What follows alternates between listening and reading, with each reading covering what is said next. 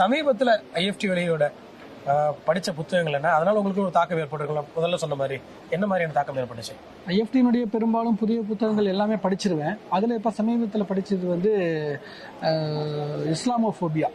ஏன்னா அதுதான் வந்து இன்றைய கால சூழ்நிலையில், அது இந்திய சூழ்நிலையும் சரி சர்வதேச அளவிலும் சரி, இஸ்லாம் குறித்து எவ்வளவெல்லாம் கீழ்த்தரமாக அல்லது புரிந்தும் புரியாமல் அல்லது மிக தவறுதலாக புரிந்து கொண்டு மக்களுக்கு மத்தியில் எவ்வளவு வேகமாக இன்று பரப்புரை நடைபெற்று இருக்கோ, அதற்கெல்லாமே வந்து ஒரு எதிர்ப்புரையாக, ஒரு ஆழமான கருத்தாக்கமாக இந்த இஸ்லாமோஃபோபியா எப்போ தொடங்குச்சு, எந்த சமயத்திலிருந்து இது மக்கள் மத்தியில் வந்து பரவ ஆரம்பிச்சிச்சு, அதனுடைய இன்றைய வீரிய நிலை எப்படி இருக்குது, இதுக்கு மத்தியில் இஸ்லாம் எப்படி வளர்ந்துக்கிட்டு வருது, எவ்வளவோ பெரிய விமர்சனங்கள் கேள்விகளை எல்லாம் இஸ்லாம் உள்வாங்கி அதை அறிஞர்கள் சந்தித்து அதற்கான விளக்கங்கள் அவ்வப்பொழுது சொல்லிக்கொண்டே வருவதன் மூலமாக இருக்கிற இந்த இஸ்லாமோஃபோபியாவை எதிர்த்து களமாடக்கூடிய ஒரு அற்புதமான வழிகாட்டுதல் நூலாகத்தான் இப்போ ஒன்று வந்திருந்தது. அது ஜமாத் இஸ்லாமியினுடைய அகில இந்திய தலைவர் அவர் வந்து ரொம்ப அற்புதமான ஆராய்ச்சியாளர். அவர் கள அனுபவத்தோடு எழுதியிருக்கக்கூடிய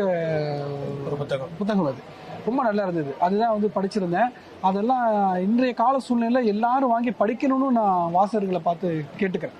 ஏன்னா பொதுவாக சொல்கிறோம் இஸ்லாமிய எதிர்ப்பு, எல்லாருமே இஸ்லாத்தை தவறாக புரிஞ்சிருக்காங்க, தப்பாக சொல்கிறாங்கன்னு சொல்லி பொதுவாக பேசுகிறோம். ஏன் தவறாக புரிஞ்சிருக்காங்க? இதுக்கு பின்னாடி இருக்கிற சதி என்ன? தவறாகவெல்லாம் யாரும் புரிஞ்சுக்கிறதுல இல்லை. தவறாக புரிய கொள்ளப்படுறதுக்கு பின்னாடி ஒரு டீம் வேலை செய்கிறாங்க. அதுதான் வந்து உண்மை. அந்த சதி வந்து என்ன என்பதை வந்து எல்லாருமே தெரிந்து கொள்வதற்கு இந்த புத்தகம் வந்து ஒரு பெரிய வழிகாட்டுதலாக இருக்கும். அந்த வகையில் எல்லாருமே வாங்கி படிக்க வேண்டும் என்று நான் விரும்புகிறேன்.